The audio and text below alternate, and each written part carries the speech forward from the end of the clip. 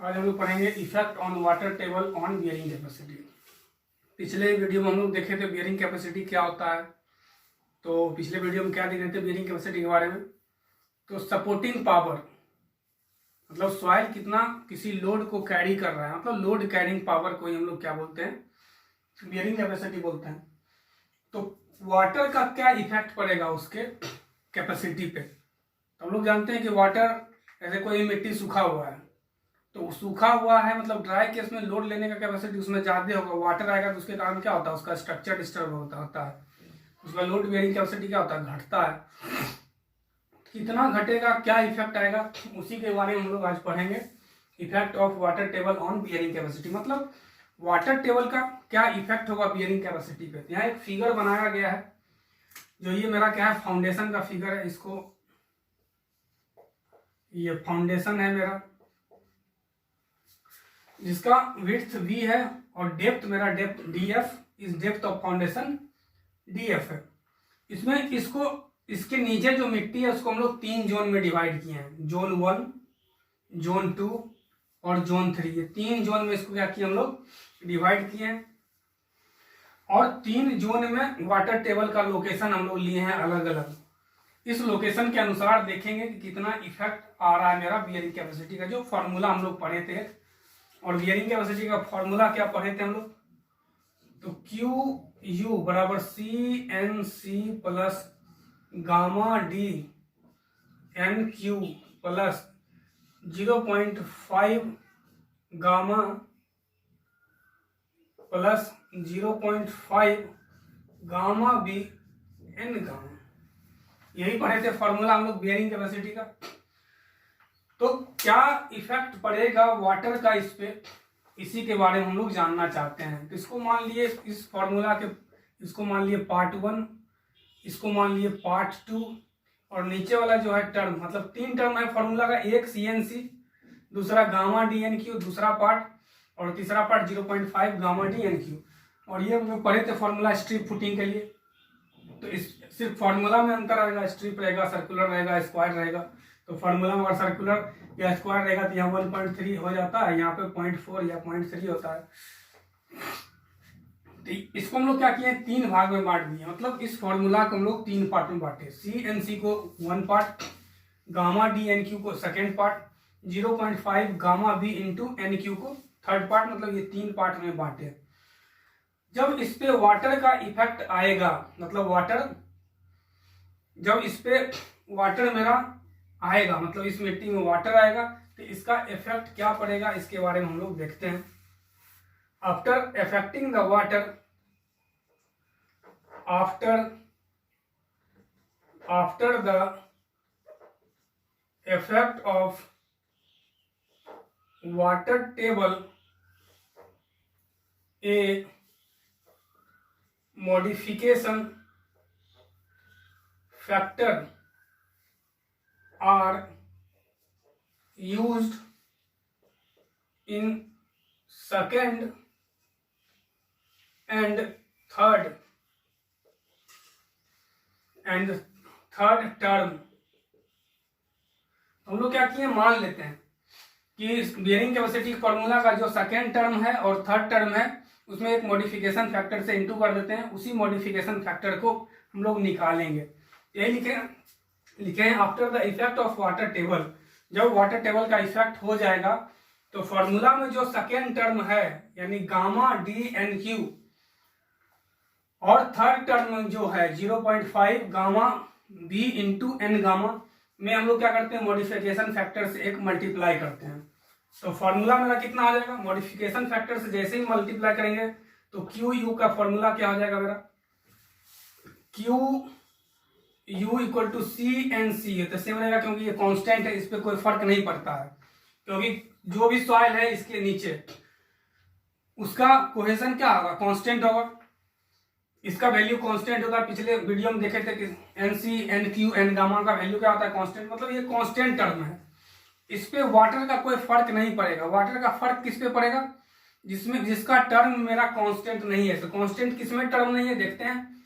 Gamma DNQ, इसमें D मेरा क्या है, डेप्थ ऑफ फाउंडेशन कांस्टेंट है, एन क्यू मेरा कांस्टेंट है, लेकिन unit weight of soil constant नहीं है, क्योंकि वाटर जैसे इन आउट होगा इसका वैल्यू क्या होगा, यूनिट वेट ऑफ सॉइल का इंक्रीज करेगा या डिक्रीज करेगा। तो इसलिए ये टर्म कांस्टेंट नहीं है। तो वाटर का किस पे इफेक्ट मेनली पड़ेगा, तो इस टर्म पे पड़ेगा, गामा पे। तो इसलिए यहाँ पे एक हम लोग मॉडिफिकेशन फैक्टर गामा W1 क्या करते हैं, इंटू कर देते हैं। बाद में निकालेंगे इसको गामा W1 क्या है। और तीसरा टर्म जो है 0.5 गामा बी एन गामा, इसमें भी देखते हैं 0.5 कांस्टेंट है, बिट्स ऑफ फाउंडेशन कांस्टेंट, ये बढ़ेगा घटेगा नहीं। एन क्यू का मान, एन गामा का मान क्या है, कांस्टेंट है। तो इसमें भी वैरी कौन कर रहा है, गामा डी, गामा वैरी कर रहा है, मतलब यूनिट वेट, मतलब यूनिट वेट पे ही इफेक्ट आता है वाटर का। इसलिए इसमें भी ये वेरिएबल है, मतलब वाटर जैसे इसमें इन आउट होगा मिट्टी में, इसका वैल्यू क्या है, गामा का वैल्यू क्या है, इस गामा का वैल्यू क्या हो जाएगा, चेंज होगा। ठीक है, तो इस गामा का वैल्यू चेंज होगा, मतलब इसी जिस टर्म में गामा है उसमें हमको मॉडिफिकेशन फैक्टर से इंटू करना पड़ेगा। मतलब इसमें भी एक मॉडिफिकेशन फैक्टर RW2 से क्या करना पड़ेगा, इंटू करना पड़ेगा। यानी फॉर्मूला का जो सेकेंड टर्म है और थर्ड टर्म है उसमें हम क्या किए, मॉडिफिकेशन फैक्टर एक RW1 और दूसरा RW2 से क्या किए, इंटू किए। क्यों इंटू किए हम लोग समझ रहे हैं, क्योंकि इसमें वेरिएबल टर्म है। कौन वेरिएबल टर्म है, तो gamma, unit weight of soil, ये क्या होता है, वाटर के इन और आउट करने के कारण वैरी करता है। इसीलिए बियरिंग के अल्टीमेट बियरिंग कैपेसिटी फॉर्मूला का जो सेकेंड टर्म है और जो थर्ड टर्म है उसमें हम लोग क्या करते हैं, मॉडिफिकेशन फैक्टर से इंटू करते हैं। और इस मॉडिफिकेशन फैक्टर का वैल्यू हम लोग निकालेंगे वाटर के वैरी करने के कारण। जिस तरह से निकालेंगे उस अनुसार मेरा बियरिंग कैपेसिटी का क्या हो जाएगा, अल्टीमेट बियरिंग कैपेसिटी का फॉर्मूला चेंज होगा। तो ये अभी एक जनरल फॉर्मूला लिए, क्या चीज लिए, CNC plus gamma D N Q RW1 plus 0.5 gamma B N gamma into RW2। इसमें क्यों सेकेंड और थर्ड टर्म में क्यों इंटू किए मॉडिफिकेशन फैक्टर से दिए हम बताए, क्योंकि इसमें गामा जो है यूनिट वेट ऑफ सॉइल, इसका वैल्यू चेंज करता है वाटर के इन और आउट होने से। क्योंकि ये पहला टर्म मेरा क्या है, कांस्टेंट है, CNC, मतलब कोहेशन कभी भी सॉइल का वही देगा अगर सॉइल सेम है तो। और NQ NC का वैल्यू क्या कांस्टेंट होता है, और इसका वैल्यू क्वेश्चन में दिया रहता है। इसके बाद हम लोग देखते हैं यहाँ जो RW1 है और RW2 है वो मेरा क्या है, एक कांस्टेंट होता है जिसको बोलते हैं हम लोग reduction factor, where RW1 and RW2 is reduction factor. Reduction factor किसको बोलते हैं, मतलब इसको इसलिए मल्टीप्लाई किए क्योंकि बेयरिंग कैपेसिटी क्या होगा, सॉइल का घटेगा। ऑब्वियस है कि मिट्टी में पानी जैसे ही बढ़ेगा तो उसमें क्या होगा, सोइलिंग कैपेसिटी, सोइलिंग नेचर ज्यादा आ जाएगा मिट्टी में। जब सोइलिंग नेचर ज्यादा आ जाएगा तो मिट्टी का bearing capacity, load carrying capacity क्या होगा, घट जाएगा। इसलिए इस दोनों को RW1 और RW2 को हम लोग बोलते हैं रिडक्शन फैक्टर। और इसका जो वैल्यू होता है, मतलब RW1 इक्वल टू होता है 0.5 1 plus NQ divided by DF। ठीक है, और इसके बाद दूसरा जो मेरा फॉर्मूला होता है RW2 वो होता है 0.5 1 plus ZY divided by B। ये ZY क्या है और ZQ क्या है फिगर में दिखाया गया है। ZQ किसको बोलते हैं, ये ग्राउंड लेवल है, ये ग्राउंड लेवल है। ग्राउंड, अगर फर्स्ट जोन में वाटर, फर्स्ट जोन में कहीं भी हो, किसी भी पॉइंट में ग्राउंड लेवल से नीचे और डेप्थ ऑफ फाउंडेशन के ऊपर कहीं भी हो, तो उस डेप्थ को, मतलब इस डेप्थ को कोई भी डेप्थ को हम लोग ZQ बोलते हैं। ये जनरलाइज टर्म है ZQ। और ZY क्या होगा, अगर सेकेंड जोन में मेरा वाटर है तो फाउंडेशन से नीचे होगा वाटर, तो फाउंडेशन से नीचे जितना होगा उस टर्म को हम लोग बोले ZY। यानी फॉर्मूला में दो टर्म हम लोग लिखे थे RW1, तो RW1 का फॉर्मूला होता है 0.5 1 plus ZQ divided by DF, और दूसरा होता है RW2। ठीक है, RW2 0.5 1 plus Z Y divided by B, ये फॉर्मूला हुआ 2। और यही फॉर्मूला, यही Rw1 और Rw2 को हम लोग रिडक्शन फैक्टर बोलते हैं, जिसको फॉर्मूला में उपयोग किए थे। तो एक एक करके देखते हैं। पहले Rw1 के बारे में देखते हैं। अब इफ ZQ इक्वल टू 0, अगर ZQ का मान 0 हो तो 0 हो यानी ये यहां वाटर टेबल यहां हो, ये डेप्थ का मान 0 मतलब क्या हो, इनिशियल पॉइंट ये है मेरा, जैसे नीचे जा रहा है उस तरह से डेप्थ बढ़ते जा रहा है। तो अगर ZQ का मान 0 हो, इसका मतलब क्या है, यहाँ पे वाटर हो, वाटर टेबल मतलब वाटर कहाँ हो, सरफेस पे हो। तो वाटर सरफेस पे होगा तो ये फॉर्मूला कितना आ जाएगा, Rw1 0.51 प्लस इसका मान 0 डिवाइडेड बाई DF। ठीक है, तो 0 डिवाइडेड बाई DF मतलब ये 0 हो गया, यानी उस केस में Rw1 का वैल्यू कितना आ जाएगा, 0.5। मतलब अगर वाटर कहां हो, सरफेस पे हो, तो Rw1 का मान फॉर्मूला में कितना रखेंगे हम लोग, 0.5। इसी का वैल्यू फिर देखते हैं। अगर ZQ इक्वल टू 1 हो जाए, 1 का मतलब ये यहां चला है, मतलब इस लेवल पे आ जाए, इस लेवल पे, ये पहला जोन है, जोन मतलब जहां लास्ट हो रहा है उस लास्ट लेवल पे रहे, तो उस समय ZQ का मान कितना हो जाएगा, सॉरी 1 नहीं, ये DF के बराबर हो जाएगा। अगर ZQ का मान डेप्थ ऑफ फाउंडेशन के बराबर हो जाए, डेप्थ ऑफ फाउंडेशन के बराबर हो जाए, तो फॉर्मूला अब कितना हो जाएगा, Rw1 बराबर 0.5 1 प्लस इसके जगह पर DF रखेंगे डिवाइडेड बाई DF, ये कट के 1 हो गया, 1 प्लस 1 2, इसका वैल्यू कितना हो गया 1, यानी उस केस में Rw1 का मान कितना रखेंगे 1। यानी अगर वाटर लेवल, वाटर कहां हो, जस्ट फाउंडेशन के नीचे हो, जस्ट फाउंडेशन के नीचे मतलब फाउंडेशन के लेवल, डेप्थ ऑफ फाउंडेशन है उसके जस्ट उसको टच कर रहा हो, तो उस समय Rw1 का मान कितना लेंगे 1। और यही अगर वाटर कहां हो, ग्राउंड सरफेस पे हो, तो उस समय Rw का मान कितना लेंगे हम लोग 0.5। क्यों लेंगे, फिर से देखिए, Rw1 बराबर 0.5 1 प्लस ZQ अपॉन DF होता है। अगर इसका वैल्यू 0 हो जाए, ZQ का वैल्यू क्या हो जाए, 0 हो जाए, तो 0 हो जाए मतलब ग्राउंड सरफेस पे, ग्राउंड लेवल पे क्या है, वाटर है। तो ग्राउंड लेवल पे अगर वाटर है तो इसका वैल्यू 0, तो फॉर्मूला में हम 0 रख दिए, तो Rw1 का मान कितना आया 0.5। अब यही अगर वैल्यू इसका मतलब ZQ का वैल्यू बढ़ते बढ़ते कहां चला जाए, यहां से बढ़ते बढ़ते बढ़ते बढ़ते चला जाए कहां तक, DF तक, डेप्थ ऑफ फाउंडेशन तक, तो फॉर्मूला में यहां रखेंगे 1 प्लस DF बाई DF, तो DF कट जाएगा तो ये 1 हो जाएगा, तो 1 प्लस 1 2 इंटू 0.5 1 हो गया। मतलब अगर वाटर का लेवल फाउंडेशन के डेप्थ के जस्ट टच कर रहा हो, मतलब ऊपर नहीं हो नीचे ही हो, तो उस केस में Rw1 का मान 1। तो ये अभी रेंज समझे किसका, Rw1 का। तो Rw1 का रेंज क्या समझे हम लोग, Rw1 का रेंज 0.5 से 1 तक वैरी करेगा। 0.5 कब होगा, जब वाटर टेबल ग्राउंड सरफेस पे होगा। 1 कब होगा, जब water table depth of foundation मतलब जहां है, फाउंडेशन का जहां बेस है वहां होगा, तो Rw का मान 1 होगा, Rw1 का मान। अब हम लोग देखे थे formula Rw2 equal to 0.5 1 plus ZY divided by B। ये फॉर्मूला आपको याद रखना है। तो इसके बारे में सोचते हैं फिर इसमें किसका मान वैरी करेगा, B कांस्टेंट है, 0.5 कांस्टेंट है, 1 कांस्टेंट मतलब ZY का।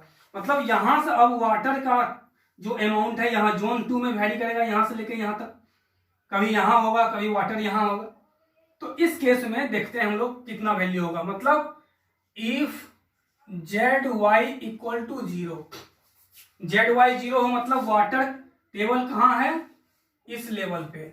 वाटर अगर यहां है तो ये डेप्थ मेरा 0, मतलब ये यहां है, तो ये डेप्थ 0, तो फॉर्मूला में अगर 0 रखेंगे तो Rw2 यहाँ 0 रखिएगा तो ये टर्म 0 हो जाएगा, तो 0.5 इंटू 1 यानी कितना हो जाएगा 0.5। क्लियर है। अब यही अगर इफ ZY इक्वल टू मेरा क्या हो जाएगा V हो जाए, मतलब जितना विड्थ है फाउंडेशन का उतना नीचे, मतलब यहां तक इस लेवल पे वाटर टेबल अब कहां आ जाए, इस लेवल पे आ जाए, मतलब यहां से क्या हो घट के नीचे आ जाए। यहां से जब घट के नीचे आ जाएगा तो इस फॉर्मूला में रखेंगे हम लोग Rw2 बराबर 0.5 1 plus B divided by B। तो B और B कट जाएगा तो ये क्या हो जाएगा 0.5 1 प्लस 1 यानी कितना हो जाएगा ये 1, यानी Rw2 का भी मान कहां से कहां वैरी किया 0.5 से लेके 1 तक। तो 0.5 कब होगा जब वाटर का लेवल यहां होगा, 1 कब होगा जब ये वाटर नीचे चला जाएगा, लेवल यहां हो जाएगा। तो इस समय कितना आ जाएगा Rw1 का मान 1 हो जाएगा। क्लियर है। तो यानी इसका जो वैल्यू वैरी किया Rw1 का वैल्यू 0.5 से लेके 1 तक, 1 तक, और Rw2 का जो वैल्यू है वो भी 0.5 टू 1 तक, बस डिपेंड करेगा कि कहां पे वाटर टेबल मेरा है। अब जो फॉर्मूला हम लोग देखे थे उसमें इसका इंप्लीमेशन देखते हैं एक एक करके क्या होता है। तो सबसे पहले केस वन, अगर वाटर तीसरा जोन में हो, मतलब इसके नीचे हो, जहां दिखा रहे हैं पॉइंट, अगर वाटर यहां हो, मतलब इसमें कहीं हो, इधर हो, इधर हो, यहां हो, कहीं भी हो वाटर, मतलब वाटर कहां हो जोन 3 में हो वाटर। तो अगर जोन 3 में है तो फॉर्मूला हम लोग अभी देखे थे QUCNC gamma D NQ Rw1 0.5 gamma B into N gamma Rw2, यही फॉर्मूला देखे थे, जनरल फॉर्मूला है ये। अगर वाटर का वैल्यू, वाटर यहां हो, तो वाटर यहां हो इस केस में, तो सबसे पहले हम लोग निकालेंगे Rw1 का मान। तो Rw1 वाला फॉर्मूला हम लोग देखे थे 0.5 1 plus ZQ divided by DF।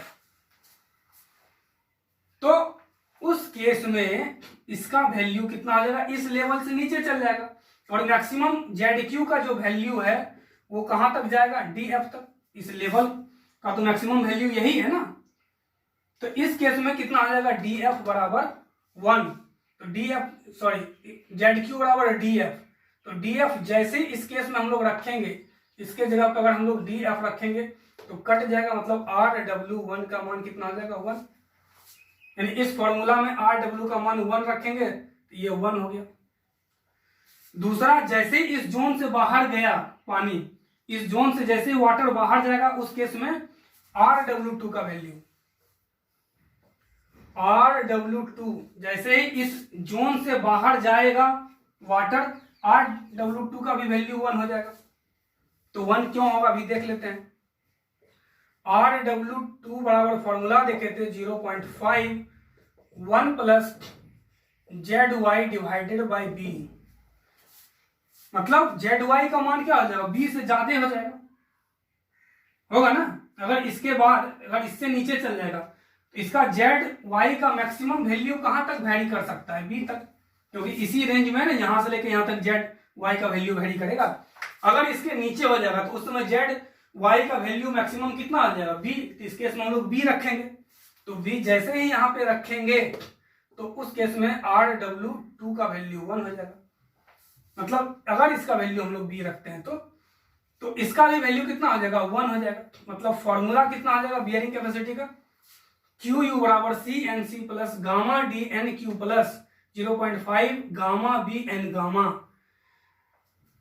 तो इससे हम लोग क्या समझे कि अगर मेरा वाटर जोन 3 में होगा तो बियरिंग कैपेसिटी का जो फॉर्मूला है पहले से जो हम लोग जानते हैं उस पर कोई फर्क नहीं पड़ेगा, मतलब उसके कैपेसिटी पे कोई फर्क नहीं पड़ेगा। मतलब वाटर का 0.5 गामा बी एन गामा। तो अगर जोन 3 में हो, मतलब पानी depth of foundation, width of foundation जो है उतना, उसके बॉटम लेवल से उतना से अगर नीचे हो जाए, ये विड्थ ऑफ फाउंडेशन है, जितना विड्थ है मतलब इसका जो बॉटम लेवल है उतना से और नीचे चल गए, मतलब ये विड्थ ऑफ फाउंडेशन के बराबर नीचे आ गए। अगर इसके नीचे पानी है तो बियरिंग कैपेसिटी पे कोई फर्क नहीं पड़ेगा, मतलब बियरिंग कैपेसिटी सॉइल का जितना था उतना ही रहेगा, कोई रिडक्शन नहीं होगा। बियरिंग कैपेसिटी जोन 3 में अगर है वाटर तो बियरिंग कैपेसिटी में कोई भी रिडक्शन नहीं होगा। अब अगर यहां पे वाटर ना हो, वाटर कहां हो, कहीं यहां पे हो, इस जगह पे हो, मतलब ये जेड है, जेड मतलब यहां वाटर है, वाटर टेबल यहां है। तो केस 2, अब हम लोग पढ़ेंगे केस 2 के बारे में। तो केस 2 में देखते हैं हम लोग,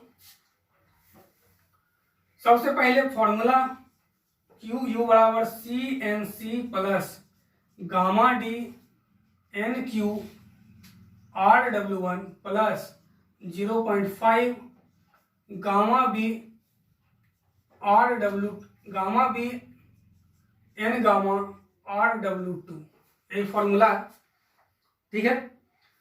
अब इस जोन में वाटर है, तो इस जोन में वाटर है, इसका मतलब क्या हुआ, Z Q equal to D F, मतलब ये अपना मैक्सिमम वैल्यू पे होगा, ये अपना मैक्सिमम वैल्यू पे होगा।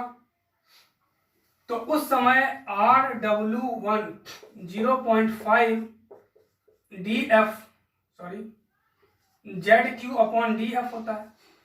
तो उस समय इसका वैल्यू कितना है, डी एफ के बराबर। जैसे इस जोन में है वाटर, ये तो अपना मैक्सिमम वैल्यू पे होगा ना डेप्थ, ये डेप्थ तो अपना मैक्सिमम है, मतलब वाटर यहां होगा तब तो इसका वैल्यू जेड डी, ये कम है किससे, डी एफ से, ये वैल्यू क्या है, डी एफ से कम है। लेकिन वाटर यहां है, तो वाटर अगर यहां है तो ये वैल्यू क्या है, मैक्सिमम वैल्यू पे, ये अपना वैल्यू बढ़ते बढ़ते कहां तक जाएगा, मैक्सिमम तक जाएगा। तो मैक्सिमम तक जाएगा तो फॉर्मूला में जेड क्यू का मान कितना, डी एफ, तो ये आर डब्ल्यू 1 बराबर कितना हो गया, 1, यानी यहां आर डब्ल्यू 1 का वैल्यू क्या आ जाएगा इस फॉर्मूला में, 1। क्लियर है, मतलब फर्स्ट टर्म और सेकेंड टर्म पे कोई इफेक्ट नहीं पड़ेगा, बियरिंग कैपेसिटी का जो फर्स्ट टर्म है और सेकेंड टर्म है कोई इफेक्ट नहीं पड़ेगा, क्योंकि यहाँ सॉइल क्या है, सूखा हुआ है। तो सॉइल जब सूखा हुआ है तो इसके वैल्यू पे कोई इफेक्ट पड़ेगा क्या, नहीं पड़ेगा। सॉइल भींगा हुआ रहता तब तो इसका वैल्यू चेंज होता। तो इसलिए अगर जोन 2 में वाटर है, अगर जोन 2 में वाटर है तो फर्स्ट जोन क्या है, ड्राई है। तो जब फर्स्ट जोन ड्राई है इसका मतलब गामा का जो यहाँ वैल्यू है, गामा, इसको कोई फर्क नहीं पड़ेगा वाटर का। क्यों नहीं पड़ता है, यहाँ देखिए फॉर्मूला से, ये जो डी एफ जेड क्यू है मैक्सिमम कहां तक चला जाएगा, डी एफ तक। तो यहाँ जैसे ही डी एफ रखेंगे फॉर्मूला में तो आर डब्ल्यू 1 का मान कितना आ जाएगा, 1। तो इस फॉर्मूला में पहला टर्म और दूसरा टर्म पे कोई फर्क नहीं पड़ेगा, तीसरा टर्म इफेक्टेड होगा। क्यों तीसरा टर्म इफेक्टेड होगा, यहाँ जितना भी वैल्यू दिया रहेगा जेड का, जैसे आर डब्ल्यू 2 हम लोग देखे ये formula 0.5 1 plus Z Q divided by B, ठीक है। अब मान लेते हैं कि ये बी बराबर मेरा 5 मीटर है, विड्थ जो मान लेते हैं, ऐसा कुछ नहीं है, 5 मीटर मान लिए, इतना मान लिए, और ये कितना है, यहां तक ये 5 मीटर है। लेकिन अगर वाटर 4 मीटर पे ही हो, तो यहाँ वाटर 4 मीटर पे है, तो जेड वाई बराबर कितना है, 4 मीटर। तो फॉर्मूला हम लोग कितना रखेंगे, 0.5 1 प्लस 4 डिवाइडेड बाई 5, ये रखेंगे। तो ये कितना आ जाएगा, 0.5 1 प्लस ये 0.8, यानी 1.5 इंटू 1.8, यानी कितना हो गया ये 0.9। यानी फॉर्मूला में यहाँ अब क्या करेंगे हम लोग, 0.9 रखेंगे, इस जगह पे हम लोग क्या रखेंगे, 0.9। देखिए वैल्यू इसका क्या होगा, घट जाएगा। अगर इसका वैल्यू 1 होता तो फॉर्मूला इतना होता, लेकिन क्या है यहाँ घट जा रहा है, किसके कारण, वाटर के कारण ये वैल्यू क्या आ रहा है, घट रहा है। मतलब वाटर क्या कर रहा है, जैसे सेकेंड जोन में आ रहा है तो तीसरा जो टर्म है मेरा वो अफेक्टेड हो रहा है। मतलब अगर वाटर जोन 2 में है तो बियरिंग कैपेसिटी का जो मॉडिफाइड फॉर्मूला है उसका तीसरा टर्म ओनली क्या होगा, इफेक्टेड होगा। पहला और दूसरा टर्म क्या होगा, उस पर कोई इफेक्ट नहीं पड़ेगा क्योंकि ये ड्राई सॉइल है। अगर हम जोन 3 का चर्चा कर लें फिर से, तो ऊपर वाला भी सॉइल सूखा हुआ है, ये भी सॉइल सूखा हुआ है, तो पहला टर्म तो ऐसे भी कांस्टेंट है। दूसरा टर्म सूखा हुआ सॉइल है तो गामा का वैल्यू कोई चेंजिंग नहीं होगा क्योंकि सूखा हुआ सॉइल है। ये भी सॉइल ड्राई होगा, इसमें गामा का वैल्यू कोई चेंजिंग नहीं होगा, तो मॉडिफिकेशन फैक्टर से उसमें इनटू हम लोग नहीं करेंगे। लेकिन जैसे ही जोन 2 में आएगा वाटर तो पहला और दूसरा पे तो कोई इफेक्ट नहीं पड़ेगा, लेकिन तीसरा जो टर्म है मेरा उस पर क्या होगा, इफेक्ट आएगा। इसी तरह आप देखते हैं कि अगर जोन 1 में वाटर, मतलब केस 3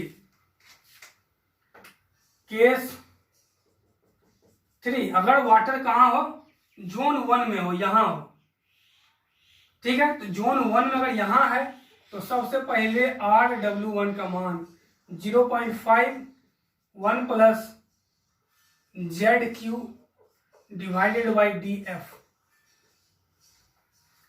यहां वैल्यू है तो उसी तरह कुछ ना कुछ इसका वैल्यू होगा। यहां से RW1 का वैल्यू होगा कुछ ना कुछ। अब दूसरा का देखते हैं, RW2 का वैल्यू देखते हैं, 0.51 plus Z gamma divided by B, ZY divided by B।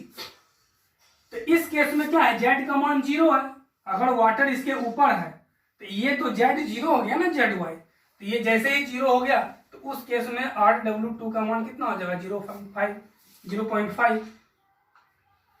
यानी अगर मेरा जोन 1 में वाटर होता है, इसमें कहीं भी वाटर है कहीं भी, तो उस केस में क्या होगा कि फॉर्मूला का जो सेकेंड टर्म और थर्ड टर्म है, फॉर्मूला लिखते हैं हम लोग, QU बराबर CNC है, पहला टर्म कोई फर्क नहीं पड़ेगा, gamma D NQ into RW1 plus 0.5 gamma D N gamma RW2। इस केस में इस पे भी इफेक्ट पड़ेगा और इस पे भी इफेक्ट पड़ेगा।